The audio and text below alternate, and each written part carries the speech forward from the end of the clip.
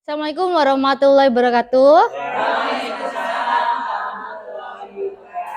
Salam sejahtera untuk kita semua. Baik, di sini saya Awalia Wikati akan mempresentasikan tentang diseminasi budaya positif. Perkenalkan, untuk fasilitator saya di sini ada Bu Ati Widianti. Untuk pengajar praktiknya ada Saifuddin dan CGP angkatan 11. Saya sendiri Awalia Wikati dari SMP Negeri 1 Patimuan. Konsep-konsep kunci dalam modul budaya positif, yang pertama ada perubahan paradigma belajar, yang kedua ada disiplin positif, yang ketiga motivasi perilaku manusia, yang keempat kebutuhan dasar, yang kelima posisi kontrol restitusi, yang keenam keyakinan kelas, yang ketujuh segitiga restitusi. Baik, yang pertama ada tujuan pendidikan menurut Ki Hajar Dewantara, di mana tujuan pendidikan adalah menentukan segala kodrat yang ada pada anak-anak agar mereka dapat mencapai keselamatan dan kebahagiaan yang setinggi-tingginya, baik sebagai manusia maupun sebagai anggota masyarakat. Budaya positif di sekolah yaitu adalah nilai-nilai atau kebiasaan yang ada pada pihak sekolah, pada peserta didik, agar mereka dapat berkembang menjadi pribadi yang kritis, penuh hormat, dan bertanggung jawab. Perubahan paradigma yang pertama adalah untuk membangun budaya positif. Sekolah perlu menyediakan lingkungan yang positif, aman, dan nyaman agar peserta didik mampu berpikir, bertindak, dan menciptakan dengan merdeka, mandiri, dan bertanggung jawab.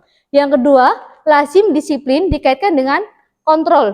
Dalam hal ini, kontrol guru dalam menghadapi murid. Yang selanjutnya adalah perubahan paradigma teori kontrol. Yang pertama, ilusi guru mengontrol murid. Yang kedua, ilusi bahwa kritik dan membuat orang merasa bersalah dapat menguatkan karakter. Yang ketiga, ilusi bahwa semua penguatan positif, efektif, dan bermanfaat. Yang keempat, ilusi bahwa orang dewasa memiliki hak untuk memaksa.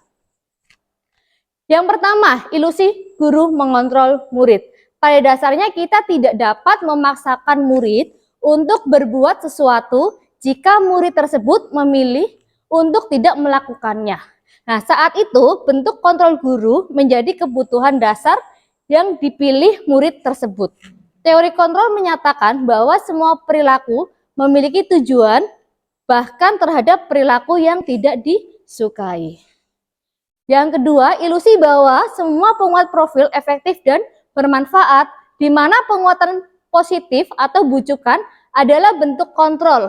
Segala usaha untuk mempengaruhi murid agar mengulangi sesuatu perilaku tertentu adalah suatu usaha untuk mengontrol kondisi murid tersebut. Kemudian, murid tersebut akan menyadari dan mencoba untuk menolak bujukan kita, atau bisa jadi murid tersebut menjadi tergantung pada pendapat sang guru untuk berusaha. Terus yang ketiga, ilusi bahwa kritik dan membuat orang merasa bersalah dapat menguatkan karakter, menggunakan kritik, rasa bersalah untuk mengontrol murid, menunjukkan pada identitas diri yang gagal. Nah, mereka belajar untuk merasa buruk tentang diri mereka sendiri. Nah, mereka mengembangkan dialog diri yang negatif, kadangkala sulit bagi guru untuk mengidentifikasi bahwa mereka melakukan perilaku ini. Karena apa? Seringkali guru cukup menggunakan suara halus untuk menyampaikan pesan negatif. Oke. Yang keempat, ilusi bahwa orang dewasa memiliki hak untuk memaksa.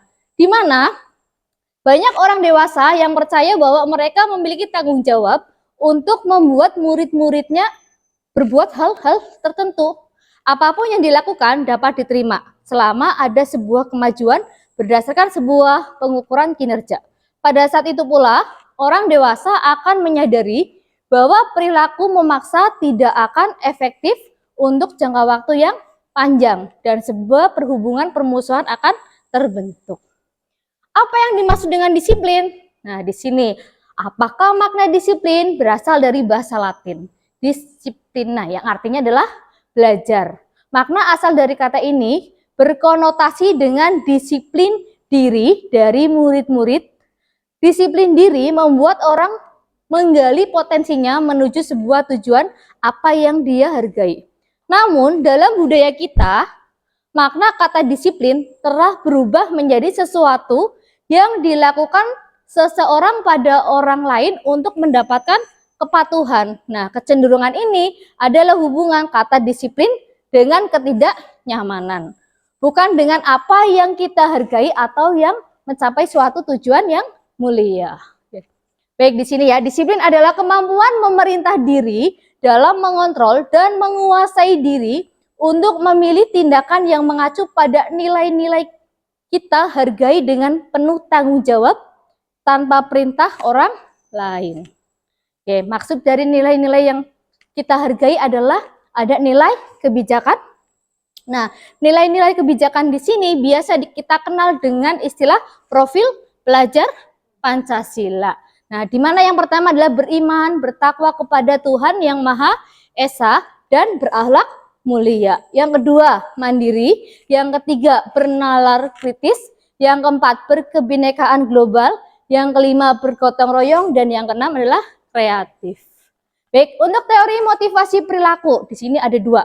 Motivasi eksternal dan internal. Nah, untuk eksternal di sini berarti dari luar.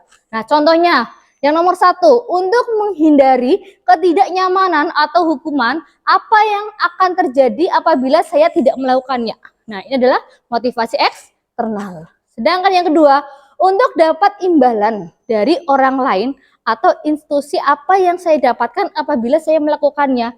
Ini adalah motivasi eksternal. Nah, yang ketiga di sini ada contoh lagi, untuk menghargai diri sendiri. Saya menjadi orang yang seperti apa bila saya melakukannya. Itu adalah motivasi internal. Tujuannya adalah tujuan positif. Baik, di sini ada kebutuhan dasar manusia. Yang pertama ada cinta dan kasih sayang, penguasaan, ada kebebasan dan kesenangan. Baik, kebutuhan di sini ada sebuah kasus ya. Ibu Ani, guru kelas 5 di SD Pelita, sedang bingung menghadapi ulah salah satu murid di kelas yang bernama Aziz. Nah, beberapa anak telah datang dan mengeluh kalau Aziz itu sering meminta bekal makan siang mereka dengan paksa. Nah, jika menghadapi situasi seperti ini, apa sih yang harus dilakukan Bu Ani? Menanyakan kira-kira apa sih alasan Aziz melakukan hal tersebut. Baik, kita lanjut. Nah, dalam konteks penerapan disiplin, Ibu Ani sebaiknya mencari tahu apa alasannya melakukan tindakan tersebut. Yang pertama, apabila jawabannya karena dia lapar, berarti di sini dia kebutuhan untuk bertahan hidup. Terus yang kedua, apabila dia menjawab dia senang temannya jadi perhatian, berarti kebutuhannya adalah kebutuhan cinta dan kasih sayang. Apabila jawabannya adalah dia merasa hebat karena temannya jadi takut, nah berarti di sini adalah kebutuhan penguasaan. Yang keempat, apabila jawabannya dia merasa bosan dengan bekal yang dibawakan oleh ibunya, berarti kebutuhannya adalah kebebasan. Dan yang terakhir, apabila jawabannya adalah karena iseng saja, nah berarti di sini dia hanya ingin mencari kesenangan. Baik, di sini ya ada 5 posisi kontrol. Kita sebagai guru, yang pertama ada penghukum, pembuat merasa bersalah, teman, pemantau, dan manajer. Nah, dari tingkatan ini adalah kasta, Ibu. Oke, kita lanjut. Di sini adalah peraturan kelas, keyakinan kelas, lingkungan positif, dan budaya positif. Berarti pertama berada pada peraturan kelas terlebih dahulu. Oke, keyakinan kelas di sini yang pertama, nilai-nilai kebajikan atau prinsip-prinsip universal yang disepakati bersama secara universal, lepas dari latar belakang suku, negara, bangsa, maupun agama. Ya, yang kedua, pembentukan keyakinan kelas. Nah, untuk keyakinan kelas, yang pertama, keyakinan kelas bersifat abstrak daripada peraturan yang lebih rinci dan konkret. Yang kedua, keyakinan kelas berupa pertanyaan-pertanyaan universal. Yang ketiga, pertanyaan keyakinan kelas senantiasa dibuat dalam bentuk positif. Jadi tidak boleh menggunakan kata tidak, ya. Terus tidak, jangan, berarti tidak boleh. Yang selanjutnya, keyakinan kelas hendaknya tidak terlalu banyak sehingga mudah diingat dan dipahami. Yang kelima, semua warga kelas sebaiknya ikut berkontribusi dalam membuat kegiatan kelas lebih melalui atau lebih ke curah pendapat. Yang selanjutnya yang keenam, bersedia meninjau kembali keyakinan kelas dari waktu ke waktu. Baik, di sini ada contoh ya keyakinan kelas yang sudah dibuat oleh kelas. Yang pertama, kesepakatan kelas hadir tepat waktu, mengikuti pembelajaran daring dari awal hingga akhir. Yang ketiga, berbicara dengan santun.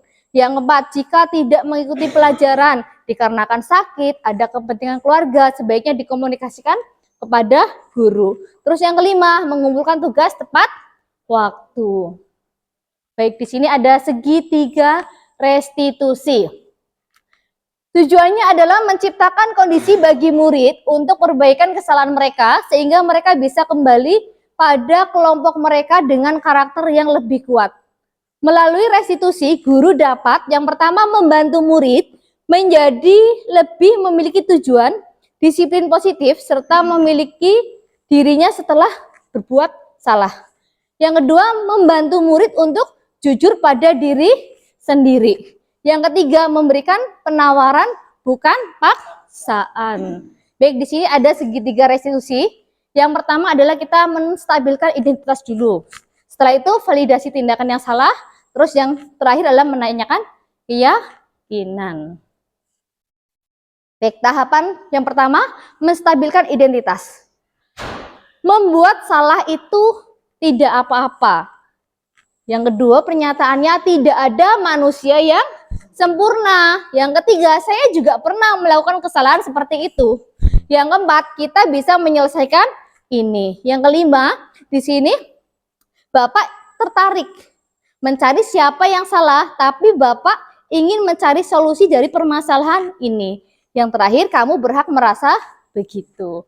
Oke, yang tahapan yang kedua, validasi tindakan yang salah. Di mana yang pertama, padahal kamu bisa melakukan hal yang lebih buruk dari ini. Nah, konotasinya secara langsung kan negatif. Nah, membuat dia merasa bersalah. Terus yang kedua, kamu pasti punya alasan mengapa mereka melakukan hal itu.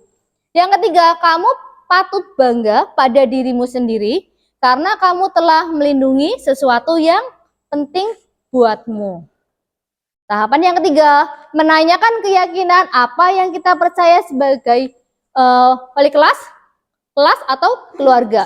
Yang kedua, apa nilai-nilai umum yang kita telah sepakati, apa bayangan kita tentang kelas yang ideal, dan kamu mau jadi orang yang seperti apa. Baik, ini adalah dokumentasi. Permasalahan yang pertama di sini ada Febri. Dia marah sampai menggebrak meja. Terus yang permasalahan kedua itu adalah Aziz yang suka terlambat.